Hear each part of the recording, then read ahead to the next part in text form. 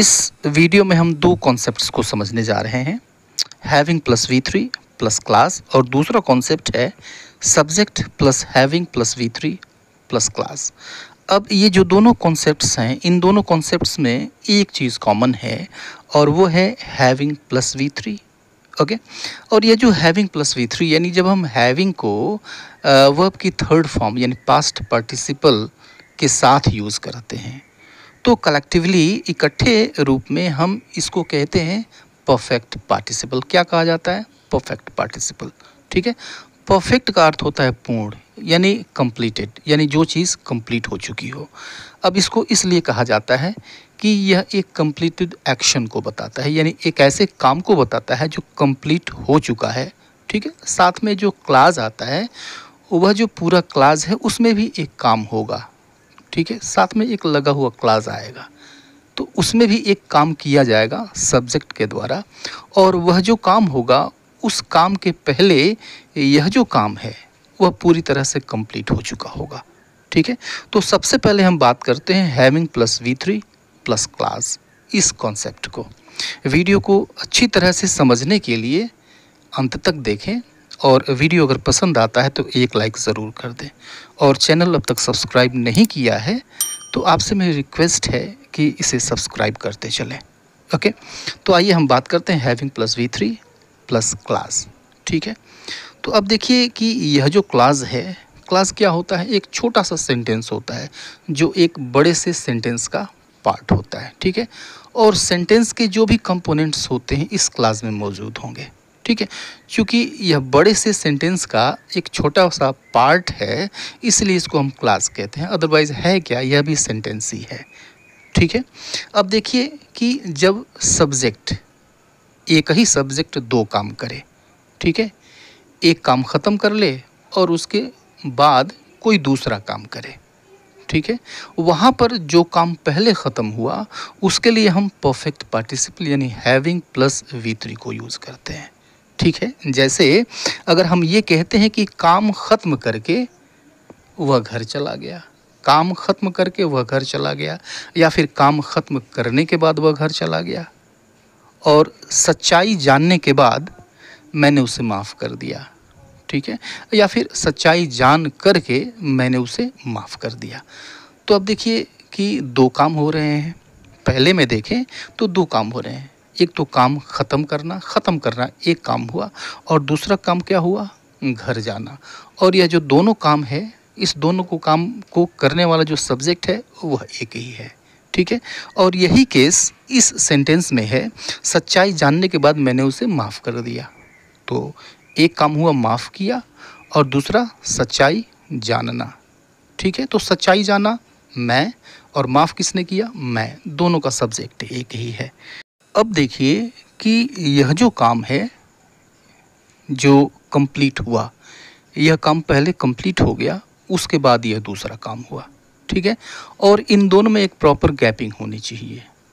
ठीक है, जो काम पहले हुआ और जो काम बाद में हुआ, इन दोनों के बीच में टाइम का एक गैप होना चाहिए।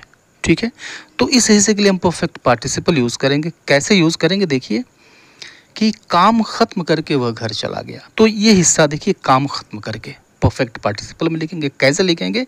हैविंग और वर्ब की थर्ड फॉर्म यूज़ करेंगे।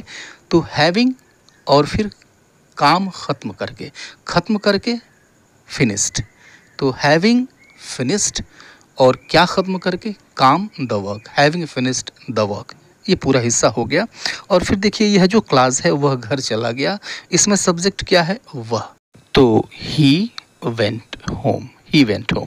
ठीक है, तो पूरा सेंटेंस क्या हो गया कि having finished the work he went home. काम ख़त्म करके या फिर काम ख़त्म करने के बाद वह घर चला गया। तो अब देखिए कि जो सब्जेक्ट है वह इंग्लिश में हमने एक ही जगह रखा है। ठीक है, क्लाज जो आया हुआ है उस क्लाज में हमने सबसे पहले सब्जेक्ट की जगह पे रख दिया है। ठीक है, अब चूँकि दोनों कामों को करने वाला सब्जेक्ट एक ही है इसलिए एक ही जगह यूज़ होगा, और यह क्लाज में इसका जगह ये होगा। अब इसी चीज़ को बिना अर्थ बदले हुए हम ऐसे भी कह सकते हैं कि after completing the work he went home.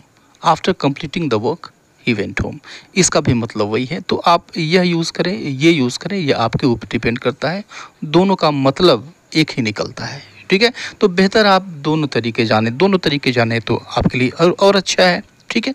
एक दूसरा सेंटेंस देखिए, एक दूसरा सेंटेंस लेते हैं। दूसरा सेंटेंस क्या है कि सच्चाई जानने के बाद मैंने उसे माफ़ कर दिया, ठीक है।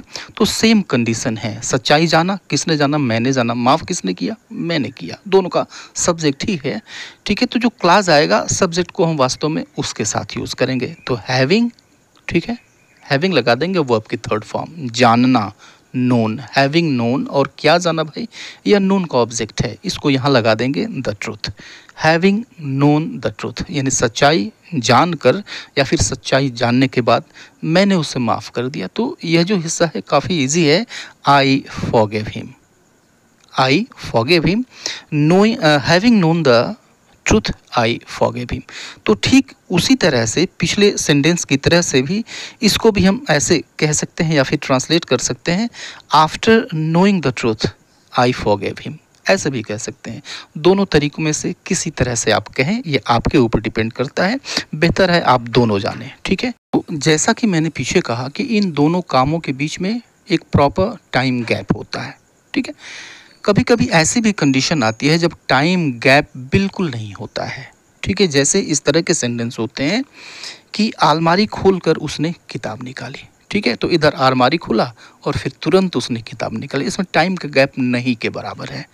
तो जब यह टाइम गैप नहीं के बराबर हो तो हैविंग और V3 को यूज़ नहीं करते हैं, हम क्या यूज़ करते हैं, प्रेजेंट पार्टिसिपल यूज़ करते हैं। जो वर्ब होती है उसको हम ING फॉर्म में लिखते हैं, ठीक है। कैसे कि अलमारी खोलकर या फिर अलमारी खोलने के बाद, तो अलमारी खोलकर ओपनिंग द अलमीरा ऐसे कहेंगे, इसको ऐसे लिखेंगे, हैविंग ओपन द अलमीरा ऐसे नहीं लिखते हैं। तो ओपनिंग द अलमीरा, उसने किताब निकाली, ही टुक आउट अ बुक, ठीक है, क्लियर है। इसमें देख रहे हैं आप टाइम गैप नहीं है। एक सेंटेंस और लीजिए कि कुर्सी पर बैठकर उसने अखबार ले लिया और पढ़ने लगा, ठीक है। तो कुर्सी पर बैठा और बैठते ही उसने अखबार निकाला, ठीक है। इन दोनों कामों के बीच में कोई गैप नहीं है, बैठा और निकाल लिया, अखबार उठा लिया उसने, ठीक है। तो सीटिंग ऑन द चेयर ऐसे कहेंगे, having seated on the chair नहीं, sitting on the chair, he took the newspaper and began to read, ठीक है। तो ऐसे हम यूज़ करते हैं, प्रेजेंट पार्टिसिपल को यूज़ करके इसको हम ट्रांसलेट करते हैं या फिर बोलते हैं, ठीक है। आइए नेक्स्ट कॉन्सेप्ट देखते हैं। नेक्स्ट कॉन्सेप्ट क्या था, subject plus having plus V3 plus class, ठीक है। तो चीज़ यहाँ भी वही है, यानी हम यहाँ भी परफेक्ट पार्टिसिपल की बात कर रहे हैं। तो पिछले कामों में आपने देखा कि 2 काम हुए कम से कम, और दोनों कामों को करने वाला जो व्यक्ति था वह एक ही था, लेकिन अलग अलग भी तो हो सकता है। जैसे कि सूरज निकलने के बाद कोहरा छट गया, अब यहाँ पे 2 काम हो रहा है, सूरज का निकलना या फिर निकलना, सिर्फ ये वर्ब है, और कोहरा छटना, छट जाना एक दूसरा वर्ब है। तो निकला कौन, सूरज निकला, इसका सब्जेक्ट सूरज है, और छटा क्या, कोहरा छटा, इसका सब्जेक्ट कोहरा है। तो अगर यह कंडीशन है तो जो परफेक्ट पार्टिसिपल का सब्जेक्ट, परफेक्ट पार्टिसिपल का भी सब्जेक्ट होगा। तो जो परफेक्ट पार्टिसिपल का सब्जेक्ट है, यानी जो काम पहले ख़त्म हो गया, उसका जो सब्जेक्ट है वह परफेक्ट पार्टिसिपल के पहले रख देते हैं, और जो दूसरा क्लास आया हुआ है उसका सब्जेक्ट अपनी जगह पे रहेगा, ठीक है, एज यूजुअल। जैसे देखिए सेंटेंस क्या था कि सूरज निकलने के बाद कोहरा छट गया, ठीक है।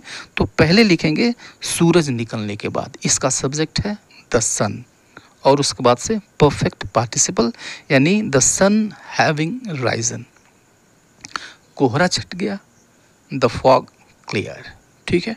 कहीं कोई डाउट नहीं है, कहीं कोई दिक्कत नहीं है, बहुत इजी सा कॉन्सेप्ट है अगर आपने समझ लिया। एक दूसरा सेंटेंस देखिए कि उसके घर लौट आने के बाद सब ने राहत की सांस ली, ठीक है। यहाँ भी 2 काम हुआ, एक तो लौटना और राहत की सांस लेना, 2 काम हुआ। तो लौटा कौन, वह, उसके, यह अलग व्यक्ति है, और राहत की सांस किसने ली, सब ने ली, ठीक है। इसका सब्जेक्ट अलग है, ये अलग चीज़ है, अलग व्यक्ति हैं ये लोग, ठीक है। तो इन दोनों के भी सब्जेक्ट्स अलग हैं।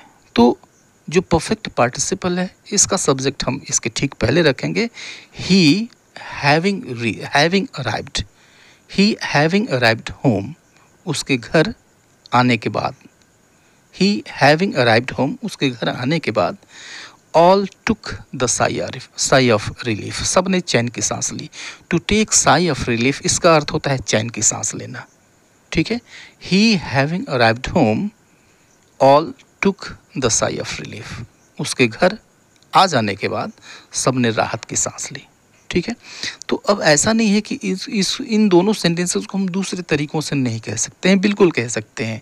ये जो पहला सेंटेंस है इसको हम ऐसे भी कह सकते हैं, the fog cleared after the sun rose, the fog cleared after the sun rose, ऐसे भी कह सकते हैं। और यह जो सेंटेंस है इसको हम ऐसे कह सकते हैं कि all took the sigh of relief after he arrived home, ऐसे भी कह सकते हैं, ठीक है। तो दोनों तरीकों में से जो भी आपको आसान लगता है, जो भी समझ में आता है आप यूज़ करें। अगर समझ में आ गया तो फिर दोनों यूज़ करें, नो प्रॉब्लम, ठीक है। वीडियो कैसा लगा ज़रूर बताइएगा, कमेंट बॉक्स में ज़रूर कमेंट कीजिएगा। मिलते हैं नेक्स्ट वीडियो में, तब तक के लिए goodbye and take care.